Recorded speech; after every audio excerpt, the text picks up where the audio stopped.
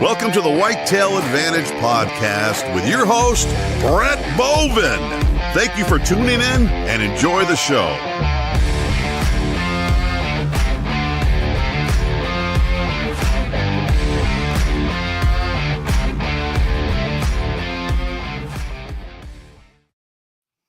What is up, everyone, and welcome to the Whitetail Advantage Podcast. I'm your host, Brett Bovin, and tonight we're going to do an actual intro because we haven't done one in a second.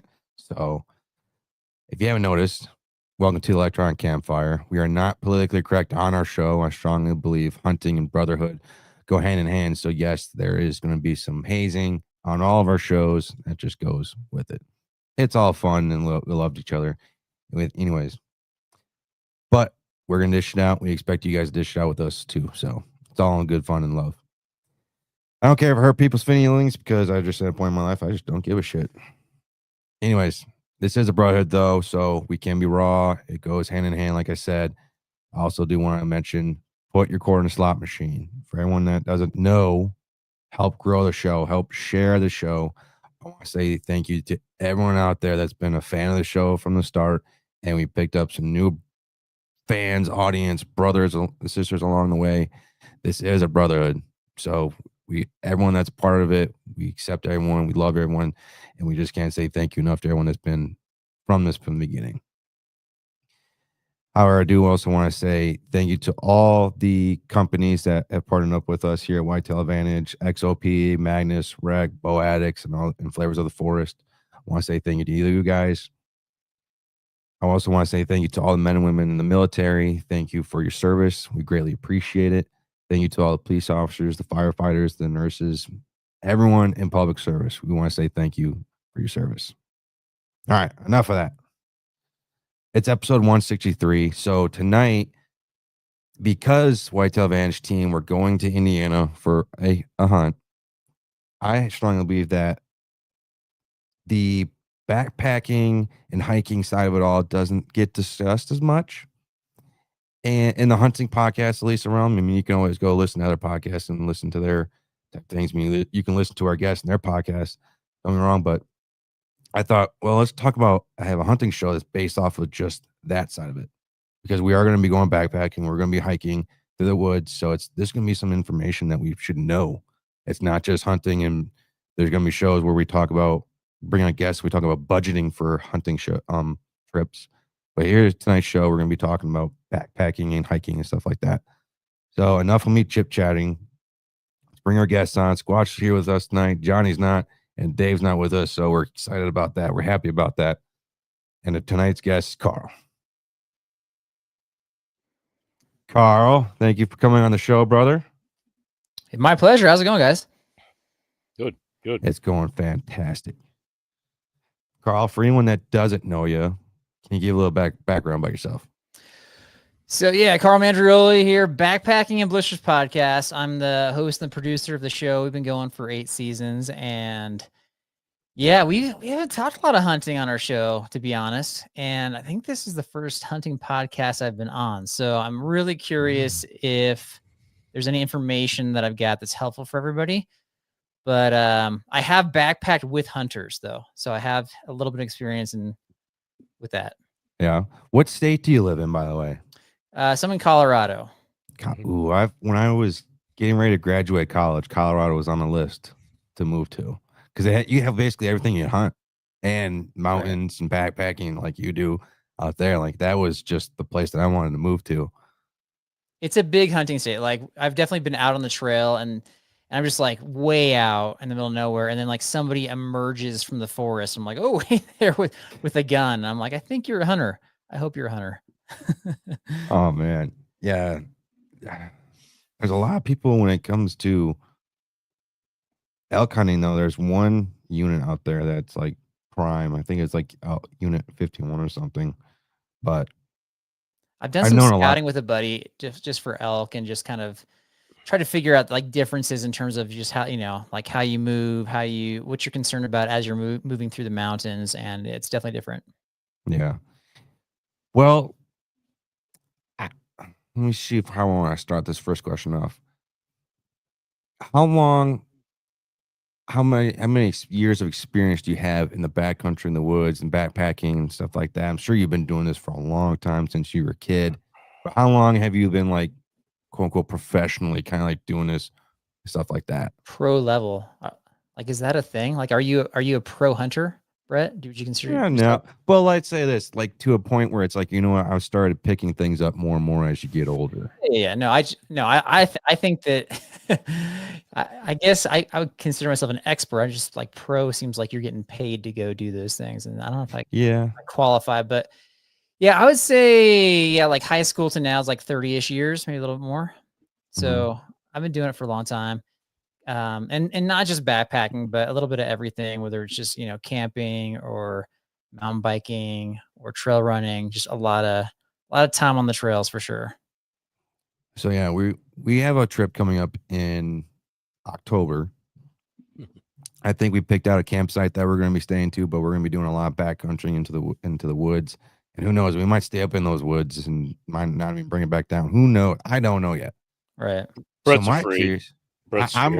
I don't like dark. Okay, I'm a little scared. I get a little freaked out. I got my little lantern, and then I got like 30,000 flashlights in my backpack. Okay, He's scared. Like, you're joking, but do you really have a bunch of flashlights? I do have a lot of flashlights. I'm not scared of the dark, but I do have a lot of flashlights because you just never know. I like to have backups on stuff like that. Okay. Like, full disclosure, I just got back from a long through hike, 10 days, and I was skimping on weight, and that was one of the things I skimped on. I didn't bring a flashlight, I didn't bring a headlamp, and I used, like, I was like, emergency situation, I'll use my phone flashlight like that. That'll be good enough. So I think that's going to go down the road of like, yeah, kind of packing your fears, right? Like, you're afraid to be out there without light. You don't want to get caught in the dark. Well, I'll say this: I have a headlamp, and like it's a extremely bright one, and then I have like one like really big handheld, not like a giant one, but like a decent medium-sized handheld flashlight, and they're extremely bright in lumens. And those are the only two outside my phone that I carry. Are they? Do you have D batteries? Or you bring like D cell batteries here? I think it has D batteries in that one. I can't remember now. Okay. He's got the original cop mag light with like it's like a baton, you know? Right. That's what he's carrying. In a pinch, could you use it as a weapon is the question. Yeah. Oh yeah. You could use that one. That's pretty heavy duty. Well, I love lumens. Like I don't know what it is. I just love the bright light and the higher lumens. It's just always been my thing. Gotcha. It goes to flashlights. Gotcha. Okay. Yeah. Mike, well, let's talk about that. Is that something though that you can kind of skip out on? I mean, it sounds like that's important to you, right? So I don't like, who am I to say, yeah, don't bring this or don't bring that, but definitely like the thought of kind of packing your fears is something that's big in backpacking. And so what I would say is, you like at the baseline level, people are starting as if they're like in the military. The military is like, okay, two, if you bring two, it's one, or if you bring one, you really have none, and you want to be over prepared, right? Mm-hmm. I don't know if that's true in the hunting community, but that's definitely true in the backpacking community. People have this idea, but we're not in the military. We're not going after bad guys. Like, this is a very different type of trip. Mm-hmm. And God bless the military, but that style of going through the backcountry is not the same thing as what we're doing. And so I think that kind of examining your gear and asking yourself, is this just like a little kind of comfort thing, or do I really need this? How often am I using this? And then evaluating it when you get back. Like, did I even use that stinking flashlight? Did I need to use it? And just, kind of that's like the baseline of where I start. Yeah. I mean, we carry lights. Sorry, Brett.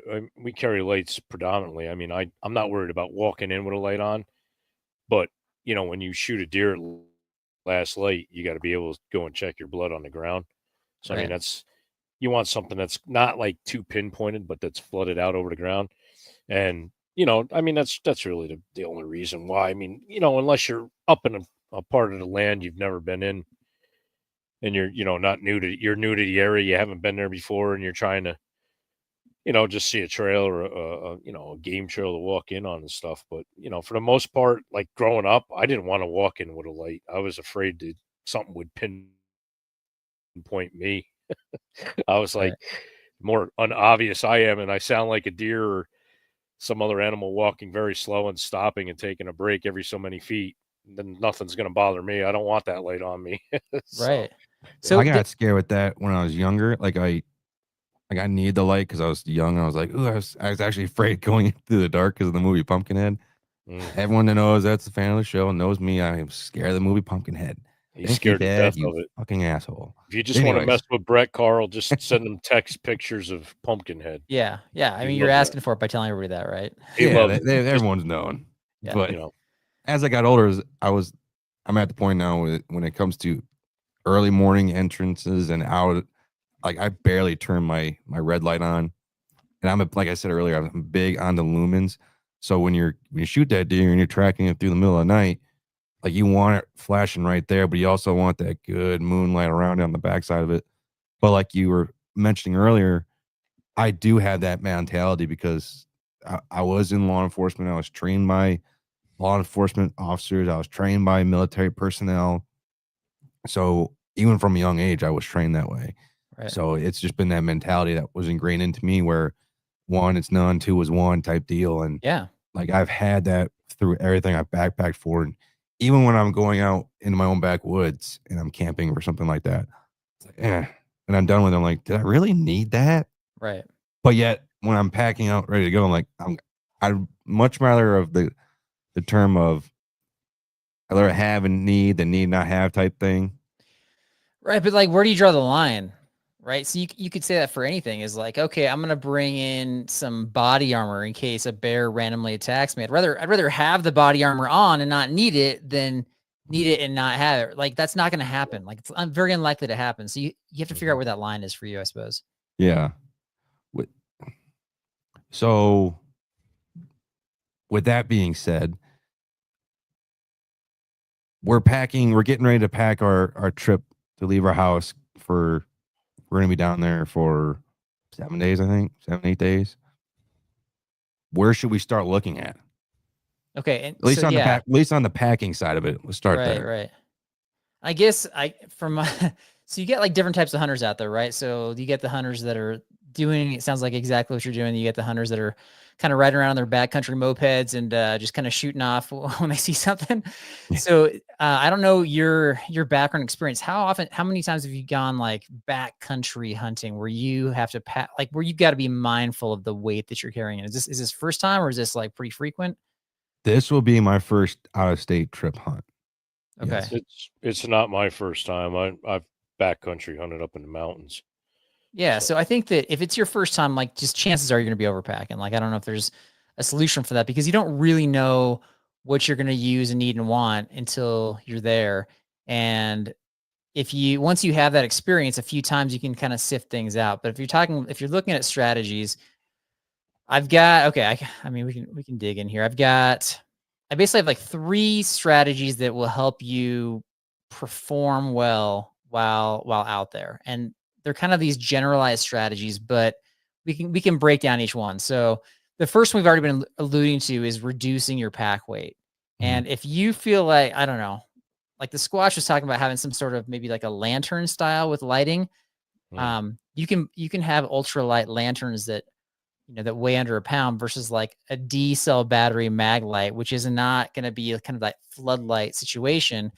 That's going to be, I'm guessing like that could be 2 or 3 pound flashlight right there. But just reducing your pack weight is going to help you move around when you're hunting a lot more efficiently. And so one of the biggest ways to reduce weight, well, there's a couple of them, but one of them is just simply evaluating what you have and not overbring things like clothing and not overpacking water.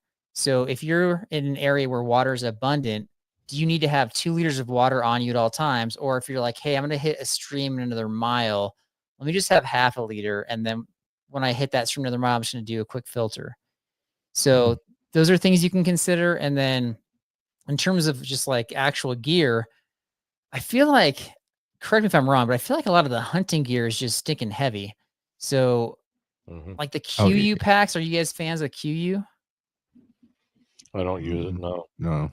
Okay. My buddy's, that's his favorite pack. So I don't know if all packs are this way, but I was looking at their Pro 7800 and that pack weighs 6 pounds empty. So you're carrying 6 pounds in your back and you're not even carrying anything really at that point. Just like like you're burning 6 pounds. And I mean, this is my pack. I mean, that's it, and it's enough for me to put my sticks in. I mean, if I'm telling you something that you don't know, I'm sorry. No, go for it. Our systems that we're hunting with, Brett's just starting out this year, is our stick system. I'm just trying to, where the hell did I put them? Oh, they're right here. Hold on. Stuff here. 10,000 things on here. So this system here, there, you see how they got steps on them, and they pack tight like this. So I take that, I put it level underneath my pack, like up against my back, my lower back. Right. And that's strapped to the bottom of that pack. And then we have a little platform. It's just big enough to stand on, made of aluminum also. That slides down in my pack. And then I just got my bare essential hunting gear that I need to get up in the tree. Okay. You know, so this stuff with your platform is about 6.5, 7 pounds, the way I'm running it. What I got in my pack's probably another 15. Well, you sound like a pro. So basically, though, that's light. What he's saying, like at a bare minimum, though, when we're carrying out just from where we're camping to the tree stands, we're carrying 6 to 10 pounds just off of those two items themselves. Correct. Outside of our bows, and we're not going to talk about gun hunting, but you're carrying your bow. You have the platform like Squatch has right there. That's the little platform. That weighs nothing. It's 2 pounds. So you're carrying and the essential items, like you're not going to get away from. We're talking about the non-essentials, right? Mm-hmm. Yeah, that's where like how can we reduce, because weight, even with the sticks that we have there, the platforms that we have, even the bows, it's just finding ways to reduce the weight. Right. So I'm more concerned that stuff's just not, that's going to be there no matter what. Correct. How can we reduce the weight on the other stuff? Like, well, you don't need it there, but you need to make sure you have this type of stuff. Right. So I guess what you're getting at is like, well, what's a way to reduce weight that maybe like from non-essential items? So like the top 3 items that I think that I see people overpacking. I already mentioned the water. That's right. Water's heavy. Yep. 8 pounds to the gallon. Second one is people typically overpack food. So they, I don't know, you know, no matter how long I've gone backpacking, like it's very hard to dial it in perfectly. So if it's better to have a little bit more than obviously like underpack the food. But that's a common thing where people will way overpack it, like pounds of extra food. The third thing that I mentioned was clothing. So like evaluating your clothing and against the temperature. The number one item I would say people bring that is just like extremely heavy and not necessary is like a cotton hoodie. If you're like, it's going to be bulking your pack as well. There's performance fleece things or mid layers you can buy that aren't even that expensive to replace it. So, but evaluating having, you know, like, do you need to have 3 pairs of shorts? Do you have 3 shirts? You know, like that kind of thing. If you're actually crashing out near where you're going to be hunting, I think those are easy ways to reduce weight.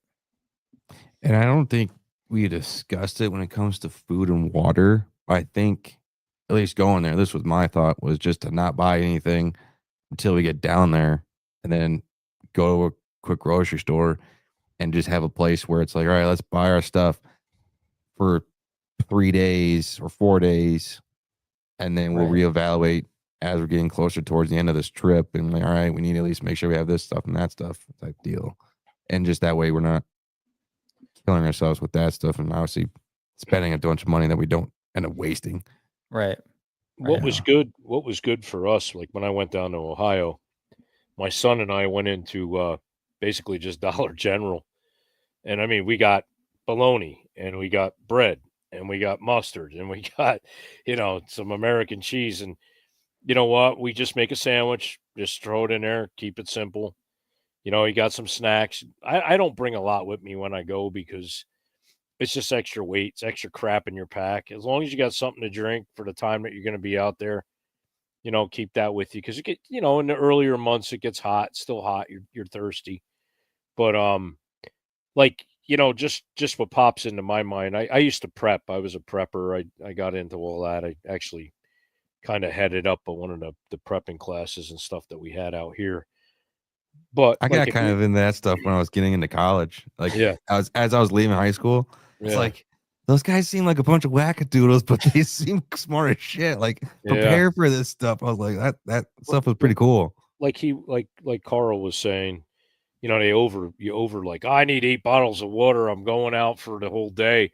I mean, you could take a straw, one of those, you know, filter straws, and just find some valuable water and, use that. You're not carrying that weight of that water around with you. And I mean, it's kind of funny. Like I'll bulk weight up in the the summertime, and then in the wintertime I start dropping weight because I'm out hunting.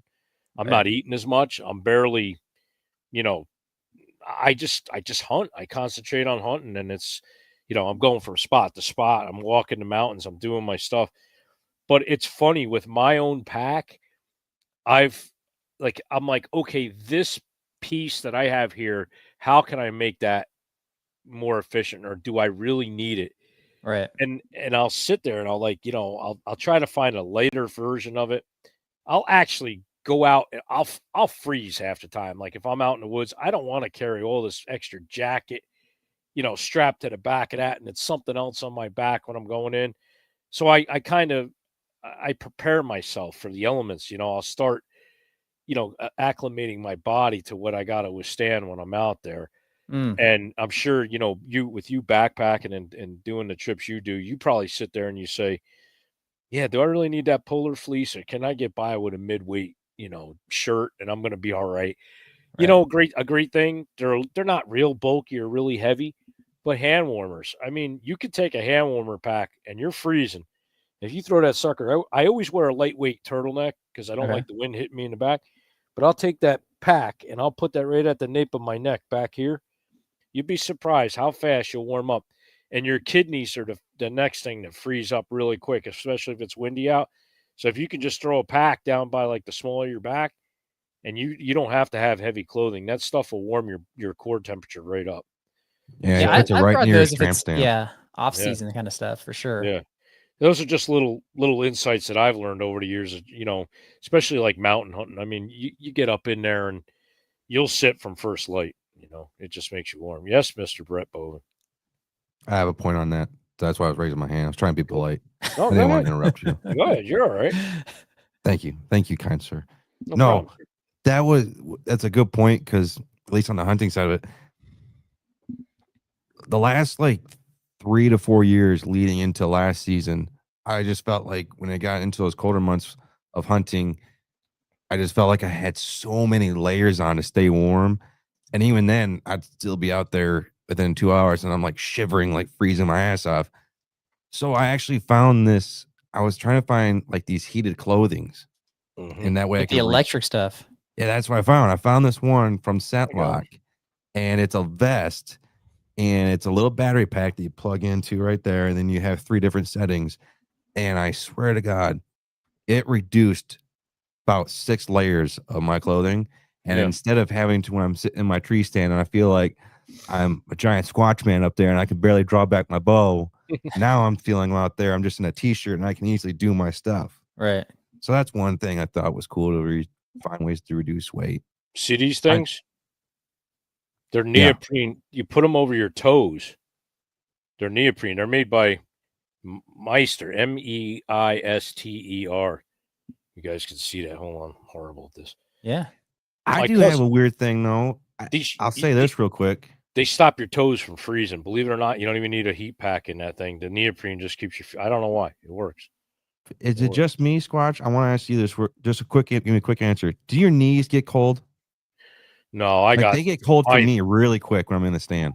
My legs are the last thing to ever get cold on me because they're tree trunks. They're just fat and muscle. They don't get cold. Well, you're in a saddle though, right? Well, no, I mean, I hunt fixed stands too. A lot. Okay. I mean, saddle was just last year. I just started using that. But no, to be quick about it, the first thing that really gets cold on me is usually my toes, because my feet sweat when I walk in. My feet just sweat all the time. It don't matter. But it's usually my feet that give in first. My hands and stuff, kind of. It's never my face because I got this muff on my face, but. You look sexy.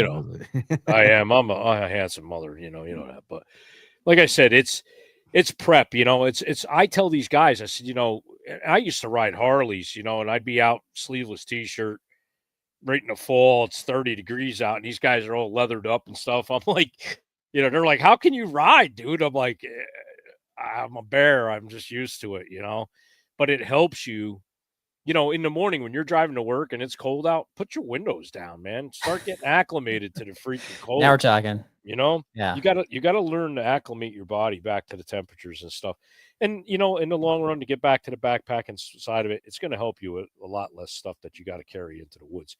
If your body can physically handle situations, you're not going to have to pack as much gear. Of course, don't be stupid. If you're going somewhere you've never gone before, it might pay to put the little bit of extra clothing in there because you may be spending the night. Yeah, you're packing for the conditions and the location that you're going for, 100%. Yeah. But yeah, that's interesting that you tried out the electric stuff because I actually met with a company called Gobi Heat, and they said that their main clients were parents watching their kids' sports games when it was like a little bit too cold outside. Yeah. And so I was like, yeah, is that like, are we getting too soft as a society where we got to rely on the electric clothing? Is it kind of like the e-bikes of the outdoor community? Is that what that is? Or I would say so, yes. Yeah. Yes. Because now it's just a lazy way to walk out to your tree stand. Yeah. Me, I have to walk 3 miles from where I'm changing my clothes to my tree stand. Right. I'm like, I'm not going to spend the money on that crap. I spent the money on the clothing, though. Don't get me wrong. Yeah, yeah. But no, I figured that was a good answer, though, of where that generally gets spent to, where parents in like those fall type weather, winter sports. I don't blame them. Like I remember when, I'll say this, I was at a soccer game and they had those electric, like they had those like a pullover tent type deals. Oh, okay. And then they had like those little small electric space heater type deals. I was like, I thought I was bougie. You guys bring it up another level. But it's tough because whether you're talking about, like when you're just sitting there taking it from the weather and you can't move, like you're supposed to just watch your kids or whatever you're doing, whether you're hunting, it's just tough. So whatever you want to do, you want to stay warm and comfortable. Yeah, especially it's when the wind hits me though, man. I'm going to do everything I can get out of that wind. Right. I hate that 100%. Wind, especially playing in that stuff. So. Right. I think though another point that we should discuss is navigation. I mean, that's one thing though I'm sure you take into account very seriously because we should all know the number one rule is when you're leaving to go somewhere, hey, I'm telling a buddy, I'm going to be in this general area. If you don't hear from me, then set a rescue type party. But I think though, like another thing is navigation. What is there any hunt like navigation apps that you use just to kind of like prepare yourself before you go out there? And what are some skills and stuff like that prepare you? And I will say this real quick. There is a quote from Cody Lundeen from the Dual Survival Show that I love watching their show. I like Cody. Yeah. And Cody said, I believe it was Cody, the more you know, the less you bring out. It probably wasn't exact what he said, but it's plot of what he said. Right. I love that quote. So with that, I love that quote, and I like Cody, but I don't like that he's walking around barefoot all the time. I don't think that's. I always thought that was odd. Yeah, like he knows his stuff. Don't get me wrong. Oh yeah, that's ridiculous. Like that's out of control. So especially in those places when he was up in the snow. Yeah, I could understand. No matter where he went, I couldn't find my own way of logically reasoning why he was in the bear, but especially in the Amazon where everything's going on and biting you in the winter. Parasites. Yeah. Yeah. I mean, that's like driving with your window down to acclimatize to the cold, like to the extreme, right? You're like, I will always walk barefoot so that my feet will be the toughest things. But yeah, there's so many things that could happen. But yeah, I think it used to make Dave Canterbury want to strangle him. Yeah. That's true. And that's with Joe Tedeye too, man. That just got heated. Yeah. Right. Yep. Right. What was the original topic? What was the question? Navigation. Navigation. That's right. Okay. Yeah. Well, do you guys use navigation apps at all? Yeah. Well, I have an app called Spartan Forge. That's the hunting app that I use. Okay. I use predominantly Onyx. Onyx. Okay. Yep. And I've heard good things about Onyx. I've used in the backpacking world. There's a ton of apps, and it seems like, and I don't know if this is true for hunting, but it seems like each app has something it does really well, but then it doesn't have something else you want it to do. And so, on our recent trip, we had I think we had like 4 different apps going at one time, and it was we're constantly cycling back between them. But in the end, we came back to just like comparing one of the apps to a physical hard copy map, and that worked the best. One of the guys, actually 2 of the guys that I went with that just used strictly apps, one guy got straight up lost because the app had something like he was reading the app correctly, but it was plotted in the wrong spot. So he went like miles out of his way. Another guy was about to make a significant wrong turn when I was like, look at the map, like look at the hard copy map. We need to take a left here, not a right. And I know that a lot of times you guys are off trail, and so you're looking at the contour lines and not necessarily trails, but if the app has things plotted incorrectly, then you're kind of at the mercy of the app. And so I don't know, I would just caution about using that strictly. But in terms of like learning the navigation, I mean, you can go just like entry level, comparing where your surroundings are to what you're seeing on the map or what you're seeing on the app, to actually like straight up taking classes or navigation courses. They even have like navigation races just to get you trained to like process things faster. But everybody seems to do it differently. So I don't know. How did you guys learn navigation? I was taught. There's a spider on my lens. Little shit. Go get it. I'll talk. You get it. So I was brought up. I'm old school. I'm 50. Right. So I was learned. My father was in the military. He taught us how to triangulate and all that stuff. Yeah, exactly. But also, when it came into GPS, I hold a United States patent for a wounded animal tracker for a bow and arrow. Oh, really? So I was learning. Yeah, I was learning triangulation through GPS when that technology came out. So I bought one of the first little handheld GPS units, and basically it was just a live track. It didn't have topographic; it had nothing. So basically, you'd hit start where you walked in, and I was up in the Adirondack Mountains. Right. Walk in and then follow your track. You'd hit backtrack and walk back out. That was the earliest stuff we had. You had to wait for it to triangulate to all the GPS. Then it would say go, and you could start out. Then I came across Onyx Hunt on my phone, and I was hunting new areas up in the mountains. And I said, you know what? I'm going to go by the old school stuff, keep my compass, this and that, and go from there. And I had maps. I had actual topo maps and stuff, and I would pick sections out. But when I actually laid Onyx down next to it on their topographical stuff, I was able to select the waypoint. It came up with coordinates. I checked the coordinates on the triangulation. And I was like, boy, that stuff's pretty close, man. I'm gonna trust it. And if you don't have signal and you don't download a map, then you got an issue. But if you download the map beforehand and you go in, you're good to go. Right. But the only thing, like, man, I'll tell you, I've gotten some real thick mountain laurel, like stuff you can't see through. And it's 4:00 in the morning and you're trying to beat feet to a waypoint on the head of a ridge, and you're stuck in this Bermuda Triangle as shit. Yeah. And you're like, well, it didn't show that on the freaking, Right. So it can screw you. But right. I really, really like Onyx. I like the simplicity of it. I like the accuracy of it. And all the times I've used it, I've never had that panic rev where I'm like, oh, am I going to get back out of here? And it's another great tool. If you guys don't use it, when you shoot a deer and you get down and you start tracking the blood, I automatically open that app every time and I hit start track. And I mark blood. I mark the last spot of blood if I've got a spot that ended. And I'm telling you, I could show you a track where I shot a deer. It went about a half a mile straight back out into an orchard, and it was snow, and she didn't bleed anymore. I was picking her track because she drug her leg a little bit, but I had to go back to that app, and I was using the general direction that she was running in on my track where I was following it and where I'd lose her, and I'd pick her back up again on that generalization that she was moving in that direction. Okay. So when you start learning how to use these tools and navigation and stuff for what's there, the possibilities are endless. Of course, always carry a compass, always learn how to read a map, and it's very important. Learn the basics first and then rely on the easy stuff, Right. I'm sure you've run into it with yourself being out in the wilderness so many times. So Yeah, for sure. Yeah. And then, because if you just have one tool that you're using, like you could lose battery, you can drop your phone into the stream, right? So, and the maps aren't that much more in terms of weight. So I'm willing to carry the map for sure. But Yeah, it sounds like Onyx is working for you though.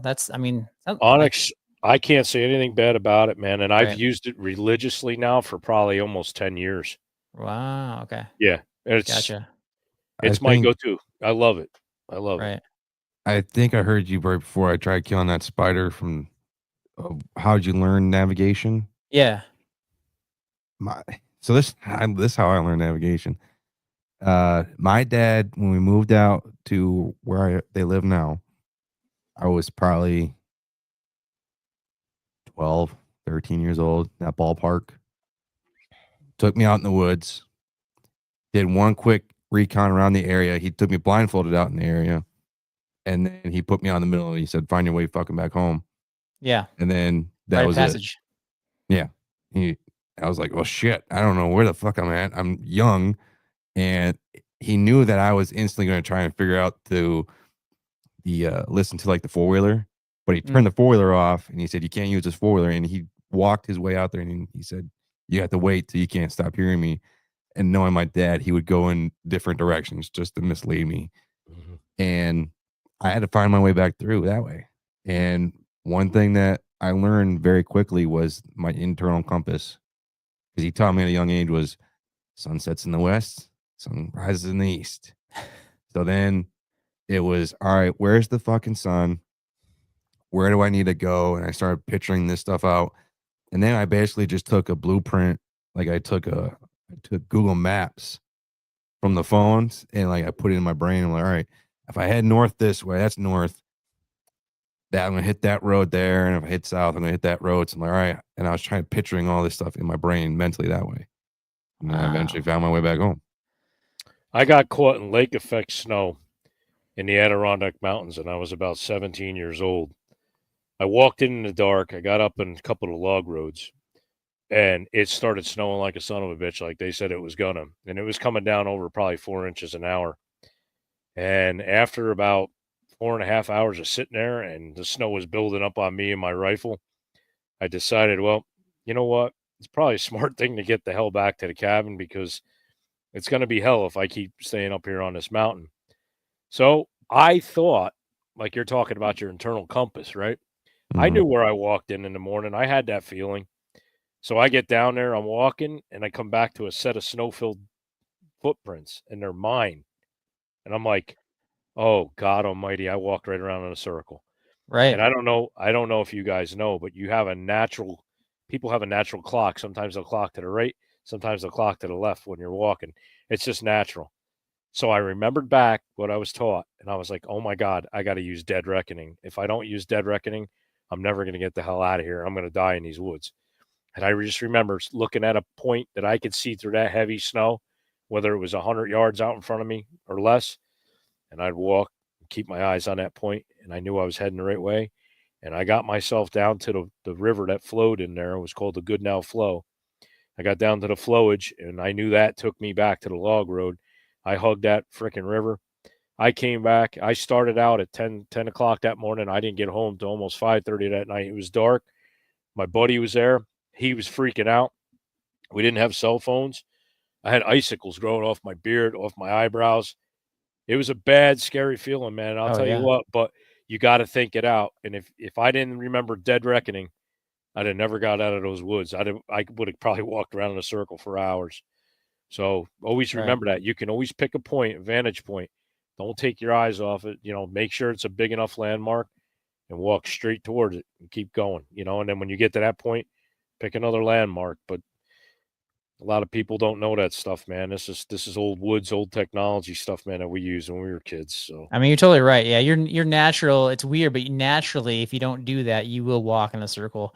We're watching the movie. Have you guys seen the movie The Edge with Anthony Hopkins and Alec Baldwin, where they get stuck in Alaska and they're trying to get out? And I watched it as a kid. I think it was in high school. And anyway, they end up walking in a circle. I was like, what? Like, these guys are smart. They wouldn't do that. And I talked to an outdoor expert. They're like, no, these guys would absolutely do that unless they chose to use dead reckoning, like you're suggesting. So yeah. So all that to say, Brett, man, like, kudos to you as like a kid figuring out how to get back without walking in circles. That's impressive. I just used northwest, east, and south. That was my basic. That's why my dad told me, like, figure out which way is northwest and east and figure out where we're at. He said that we were east, and then he said just figure out from there. I don't think I could have done that at that age, like 12 or 13. I think I would have been like sitting down crying. I don't know. I grew up in the woods though, so me being stuck out there though, it wasn't like terrifying. And granted, he did this, and it was like midday, so it wasn't like, oh, it's close to dark time or anything. Right. But no, I there was a moment where I was like, oh fuck, I'm screwed. I don't know anything, and it's my first place out here. And no, there was a moment where I was like freaking the fuck out. Don't get me wrong. Yeah. But yeah, he really had breadcrumbs, and that's the only thing that made him get back home. He read a lot of Goldilocks and stuff, and right. He knew how to get back home. I just love the outdoors. I mean, just take that out of it, but I love trying to decipher problems. I love being put in those type of quick think off your feet type of situations, and that's why one of the main reasons why I love being a cop. I love being put in those type of situations, and it's like you're gonna fight or flight. And the first moment I was like, oh shit, now I'm here now. And then I'm like, well, then I turn that off. I'm thinking, all right, I gotta figure my way out of here. And I think that plays into a lot of people need to have that mentality of, and that leads into this next segment of, if you figure out, all right, you're screwed. Don't just sit there and back in the corner like, oh, I'm gonna die and shit like that. No, you gotta fuck the fuck up, and you gotta figure your way out of there. Yeah, I don't know how you teach that to somebody though, right? Like there's people that you have like sudden crisis. Like suddenly there's anxiety, there's a crisis. And you have some people that naturally respond. They're like, all right, let's process through this. Let's figure this out. Let's logically think our way through this. And then you have another person who's just like panicking and will just take off running for no reason. I don't know how you train that second person to respond better, because it's just like, I don't know, like it's a hard situation to replicate. I think it is too. And I guess for me personally, that's the only way that I could try to teach the second person was, all right, stop panicking. Think, all right, this is where you're at. You're lost. All you have is a knife or just a quick scenario, and stop freaking out, because that's only gonna make the situation 10 times worse. Take a deep breath. All right. And just slow the process down. Like there was what was the movie? Fuck, I think it was called The Blind Side or something like that. And they're referencing Joe Montana or Steve Young when he was playing in the Super Bowl against the Bengals back in '97. And there was a quote from one of the guys in the huddle. He said, did Joe Montana seriously stop and say, hey, is that so-and-so actor? And there's like 3 minutes left in the football game, and they're down by 3 points, and they need to win the game. Right. The greats are able to slow things down, not speed things up, basically. Right. So if you can slow things way down, then you'll be fine. Yeah, I just don't know how to teach that though. How do you teach that to somebody who's prone to panic? Right. I don't know. I haven't. That is a hard one. Yeah, that's just my way of doing it. How to teach it, I don't know. I'll give you how I was taught. Okay, my father did not take any bullshit. Okay, he's a hard guy. He's real tough when I was young. Now he's a pussycat, But it was, son, listen to me. Okay, Pop, what? I want you to stop freaking out. And I want you to visualize yourself from, even if it's like a 3rd point standpoint. Stand back. I want you to see what you're doing. I want you to visualize what you're doing. And then I want you to accomplish it and do it. If you could take yourself out of that first narrative, okay, and you give yourself, like you're standing back watching yourself do something, you can do it. I remember when he taught me how to drive a standard truck, right? Dad, I can't. I'm choking this thing out. I keep stalling. Stop. Visualize what I do. Watch me show you, and then actually apply it to yourself. Running heavy equipment, I used to have to take myself out of that machine, visualize what I was going to do, and do it. I was all self-taught. Playing the drums. I've been playing the drums since I was 5 years old. My old man's a drummer. I would watch. You have to take yourself out of the situation sometimes where you're freaking out. You got to think about what you're doing in a third person. And then you got to say, okay, now I can see that task ahead of me and I have to do it. And if you can do that to yourself, this is how you teach somebody who panics. They panic. I remember getting snagged when I was a kid on the bottom of the river. I hate fishing. This is bull crap. Ah! And he'd be like, son, stop, calm down. This is how you got to do it. And, you, as a kid, you fight back immediately. You're just going, yeah, whatever. You know everything, and you get going. But when you sit back and you actually learn it, I took a motorcycle class and I was getting my motorcycle license, and it was a safety class and it was for insurance. And they put you on these little dinky ass bikes, right? And these guys can't even slip a clutch and take off. And there was a guy, he kept stalling the bike out. So we go out and have lunch, and I'll be back in a little bit. I'll talk to you guys in a couple of minutes. He gets in the car and he drives a standard car out of there. And I'm like, okay, he stalls a bike out, but he can drive a stick car. Why? What is that? So he came back and I'm like, yo, dude. He's like, yeah. I said, that's a standard? He goes, yeah. I said, why can't you drive a motorcycle? He's like, well, it's different. I'm using the clutch with my hand. And I said, you just got to imagine your hand's the foot on the clutch.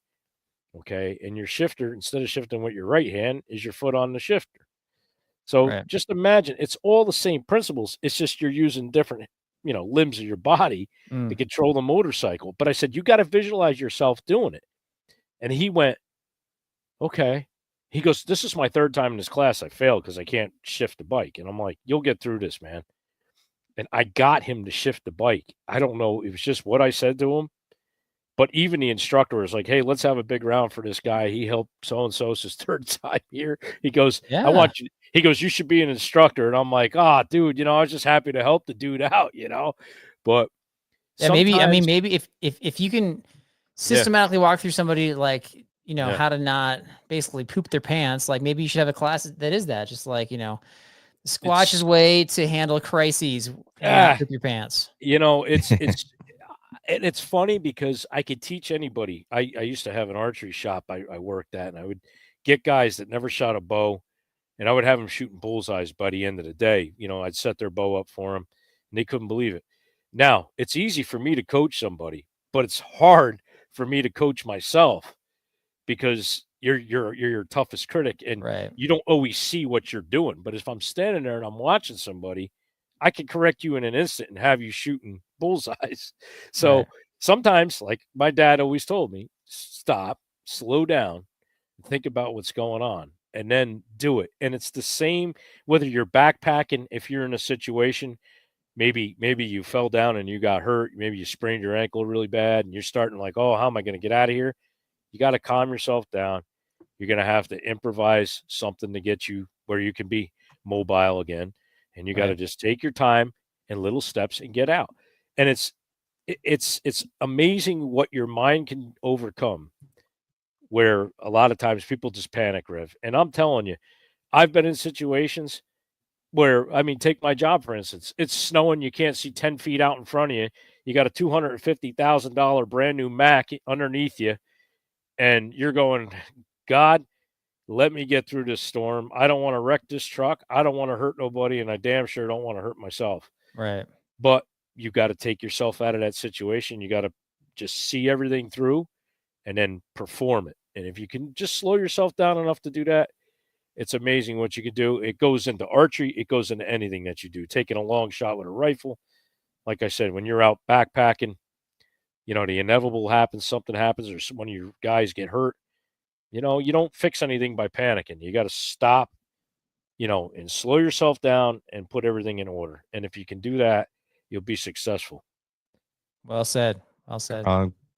Last topic before we wrap it up here soon is like survival. Anything that you've kind of trained for or that you kind of prepared for in yourself in case you put in a survival situation? Anything that you kind of give us advice on?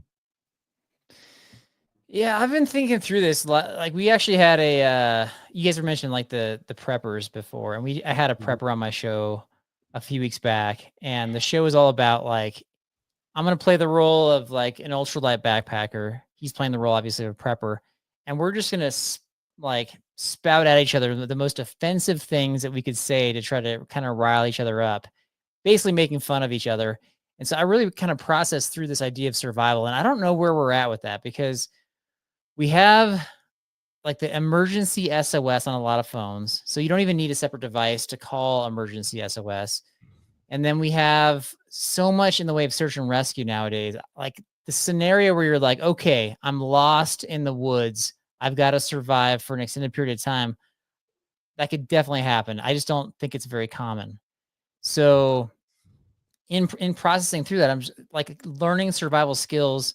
I mean, you look at these shows like we mentioned before with like dual survival, they're making shelters, they're making fires, they're making all these things. But typically, like if you're out there and you're planning to go on a backcountry hunt, like you're gonna have a tent, you're gonna have matches, you're gonna have fuel with a for a stove. So I don't know how relevant it is. Like one of the comments I made to him was like, really all that survival stuff and like the show alone is just like LARPing. It's live action role play because there's not a lot of these scenarios that actually happen. And he didn't really have a rebuttal on that. So I don't know what scenarios have you guys encountered or are you thinking of where you're like, we're in the real survival situation here? Well, that was going to be my next question is based off of those like dual survival type shows and Alone, like we were mentioning, do you see those happening a lot where it's like, all right, I mean, cause I watched those. I'm like, what are the chances of my 3,000 backup plans of fire starting kits or whatever I have in my backpack just going to miraculously disappear. And all I have is my pocket knife. I got to make survival through. Like, what are the chances of that really happening? I mean, the closest thing is what the Squatch mentioned, where you're out and you're not planning to be in the, in the backcountry late, and then you get lost and now you've got to find your way back. But let's say you can't find your way back. Right. And so typically people have their phone with them. They can do the emergency SOS thing. But that kind of goes back to like leaving your itinerary with folks, like where are you going? What are you doing? And then if you don't have that, I mean, this is like a lot of what ifs, like what if this happens and then you don't have this and then you don't have this? It's kind of like worst case scenario stuff. Right. Yeah. So like when people are dying in the backcountry, it's not because they've been lost and they're starving to death.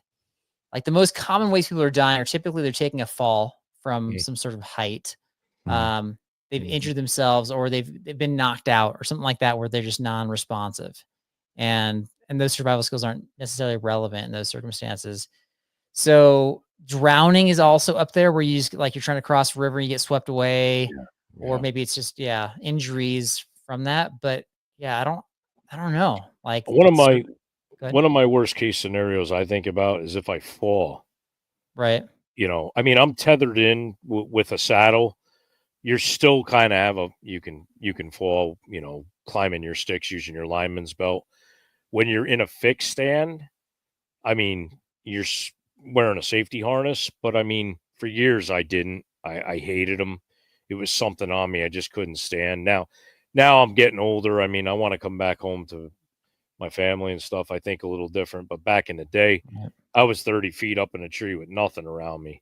And thank God I'm still here. I mean, it could have been bad, but even in those situations, you think about how if something, say you fall or something breaks as you're climbing, maybe one of the steps twist and give out, and you fall to the ground, you break a leg.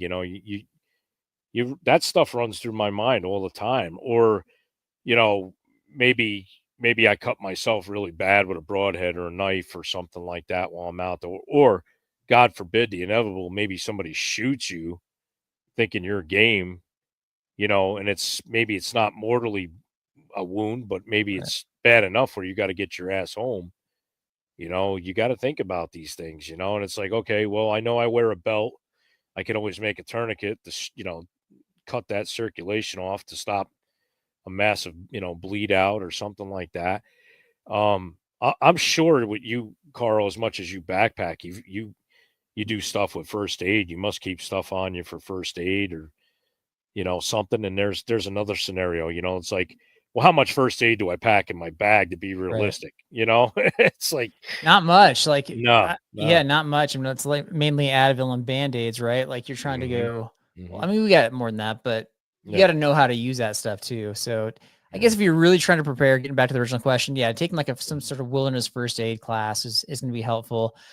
There's not a lot of scenarios. If you read people that are, that either pass away in the woods or get lost, there's not a lot of scenarios where people are losing their backpacks.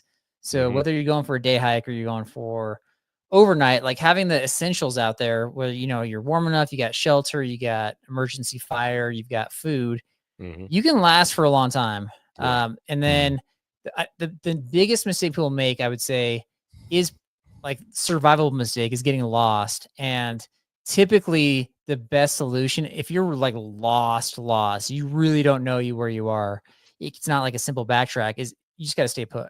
And if you stay put, you're typically going to be found. Yep. Not always, but typically. Yeah. Last question here would be those moments where it's like, well, what's edible and what's not edible? Give me something like that. That's like, well, crap. I don't have any granola bars in my backpack and I'm starving. Give me something real quick before we end the show. What's edible and what's not edible? Well, like, hey, you should probably know this in your own two brains of like, all right, look out for this type of deal. Something. I mean, this is why you guys are hunters, right? You can just go hunt something and eat it. Well, apparently, if you're like me, you're not a good hunter. So yeah, I'm not a survivalist. I think you got confused. I don't know. I don't know what's edible. Like there's. I mean, I probably know as much as you guys from watching those like survival shows. You're like, oh, I didn't know you can eat that. But if you're talking like there's 5 mushrooms in front of you and 4 of them are safe and one's poisonous, I got no idea. I don't know either, man. Yeah. My solution is don't eat the mushrooms, right? Like that's always my thing too. Is like, oh, I'm not gonna eat that shit. Right. Let me ask you this though. Let me say you are stuck out in the woods. I've seen Cody eat fucking worms. Yeah. Would you eat worms? Grubs, worms, yeah. Yeah, like maggots and all that stuff. Yeah, if I'm hungry enough, yeah. No, not the maggots and stuff. Because like those like big, fat, juicy ones, those ones actually didn't look too bad if you cooked them up. I'm talking about earthworms from the ground. Yeah, why not? Maggots are grosser than earthworms. Like, are we assuming we have fire? We can like cook them up, or are you talking? No, like, raw? you got them in a bowl, and you're starving. Yeah, and you have a little like old school 1950s veterans Vietnam War helmet with water, and you got a bunch of earthworms in there. Yeah, that's good. You got to eat them raw. Are you gonna do it? I think I would, but I think I would kill them first. Like, I don't want them wriggling around as they're going down your throat. That's disgusting. No, Cody ate them raw with I'm not trying to be Cody. I don't care. I don't care what he does. I'm not gonna walk around barefoot and be like, "Give me a live earthworm." And it's just you see it just like smoothing all the way around. Dude. Yeah, you can't fucking do that. From a lot of the stuff that I've read and talked to people when I was prepping and stuff. A good rule of thumb is if you're not sure, try a little tiny bit of something. Wait like 10, 15, 20 minutes. Right. That's like the same thing when it comes to water. Like you're much rather you're going to be found with water in you. Yes. Compared to being dead. Do I not? You're better off with like cholera or one of those bacterias and maybe, taking your chances, drinking it, but it's better than dehydrating, man. I mean, and don't get me wrong, most of that bacteria in there, what's it going to do? Make you throw up and poop your pants a lot. That's going to mostly happen. The odds are going to get one of those other ones going to kill you. You can drink your urine once. Yeah. Once. Okay, I gotta stop. Okay. How did this devolve to these types of questions? You're like, you got a backpacking guy, and he goes hiking. He probably knows about drinking your own pee. Well, like, Carl, what happened was Brett automatically assumed you're Joe Tedeye from, I mean, we usually got hunters on this show, and we're like, oh, we got somebody who backpacks and out in the wilderness. I mean, he's a survival expert. He's got to be. We've had some of those alone guys on our show. I think we had like 3 or 4 of the lone contestants. I think we've had a winner on or whatever. Nice. So I can just like rehash what they're saying, but a lot of it, like, I don't know. A lot of it's like, I'm not going to ever be in that situation. Like, that's just not a realistic scenario. Unless there's the apocalypse, right? Like then all bets are off. Now all of that stuff's relevant. Yeah. Anything flies then, man. Right. Yeah. Michael, a fan of the show, a little shitbag here. He says, I'm leaving him hanging. He's asking, where's Carl from? He's from Colorado. Michael, if you're paying attention from the beginning. Michael is our 15-year-old fan now of the show. He's 15 now. That's awesome. He, at the beginning, when he first was watching the show, he'd always ask the guests if they ever tried possum. We finally found a guest about, 15, 20 episodes ago now? They tried possum. So we told him he's banned now from asking that stupid fucking question because we're tired of it. So here's a question from Mike McCrum. Yeah, he's one of our guys. Ask Carl about pajama pants. Mike, why are you like? I didn't know you were a hunter, Mike. I didn't know that's hilarious. What's up with pajama pants? I don't know how impressive this is of a story, but my co-host. So we're trying to pack ultralight, and he always packs these like rando luxury items, and so he'll, at camp, everybody's got their cool backpacking gear, and he comes out with pajama pants on, so he just looks like he's like lounging around his living room. There you go. And we went on a trip to Catalina Island off the coast of California this past April, and I just said, you know what, all the gear, all the stuff that I've been making fun of for years, I'm gonna bring all of it. And I'm gonna see if there's actually anything that changed my mind. And so I brought just like stuff that's ridiculously heavy and just, I don't know, everything you could think of. And one of the items was pajama pants. And actually, Mike was on that trip, and he brought pajama pants too. It's kind of funny. And all the gear that I've been making fun of for years, I was like, this is so dumb. I would never bring this except for the pajama pants. They were, for whatever reason, super comfortable when you're cold outside. So yep, that's a story. I don't know if that's very impressive, but no, it's perfect. No, I yeah. mean, I get it. I've gone on hunting trips and brought my slippers, so it's like, you know. Yeah, that's what he would bring. Like, you know, if you're sitting in your tent, you're like, man, I throw my slippers on. I'm nice and cozy now. Right.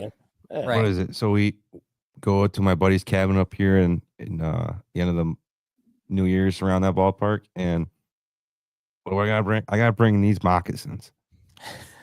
I love these things. They're nice and comfy, and they're so soft. Right. That way when we're in the house in the middle of winter, we're just chilling. I got my nice soft moccasins on. Everybody's got their creature comforts for sure. I don't typically wear pajama pants. I still think it's kind of. I wear sweat shorts now. Ever since my buddy showed me those about 2 years ago, I bought like 5 pairs of these sweat shorts, and I love them. Yeah. So soft. Yeah. They're so soft. Just be ready for Indiana, Brett, because I sleep in the nude. I'm gonna make sure I sleep miles away from you. If I have to sleep in my tree stand, I'm gonna do it. I got my own fur. I just stay warm. I'm good. I can't sleep with shit on. I feel like I'm being strangled, man. And you know what's funny about that is it's a controversial thought that, like, some people will say, they've been saying for years, like, you sleep without clothes on in your sleeping bag, you actually stay warmer. And some people say, nope, you got more layers on, you got more insulation, you'll stay warmer with the layers on. And if you throw that idea out to whether it's the hunting community, backpacking community, you're going to get 50% saying one thing, 50 saying the other thing, and both will have science backing it up. And so it's just the weirdest thing. It is. Yeah. Well, Carl, thank you so much for being our survival expert 101 type dude. That's right.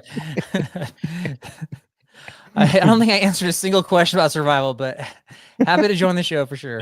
Man, it was good. It was good. fun. I mean, we got a little off track here and there, but that's what this show's about. We just kind of like make you think it's going to be one way, and then all of a sudden we're over here. So Right. It's funny. Well, Carl, thank you so much for coming on the show and taking time out of your schedule. We greatly appreciate it. For anyone that wants to reach out to you, how can they do that following your journey?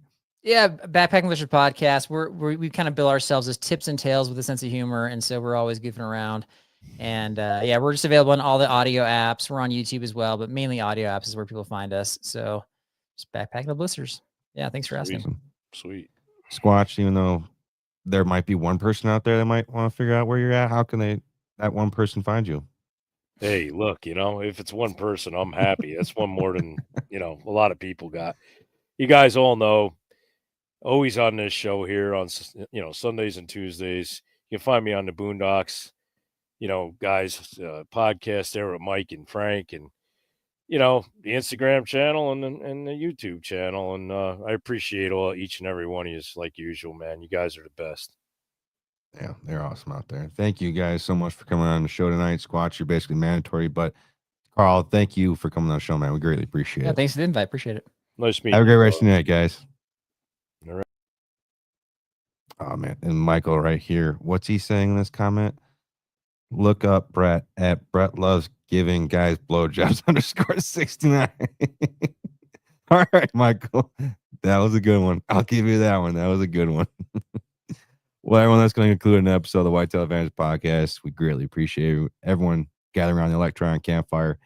Now, if this show made you laugh, made you think, gave you a new perspective, please hit that like and subscribe button. If you listen to this on the audio version, please hit that 5-star rating. Give us your feedback on the show. We greatly appreciate it, too. The audio version or a podcast gets released every Monday and Wednesday at 5 a.m. Eastern Time. If you want to be a guest on the show or you want anybody from Whitetail Advantage to be a guest on your next episode, head to whitetailadvantage.com and submit your request through there, or you can reach out to us on our social media platforms. Again, I want to say thank you to all the companies we've teamed up with here at Whitetail Advantage. Thank you to all the men and women in the military. Thank you to all the police officers, firefighters, and everyone in the public service. We greatly appreciate your service. That being said, thank you, everyone. Put your cord in the slot machine. We'll see everyone on Tuesday. Have a great rest of the night, everybody.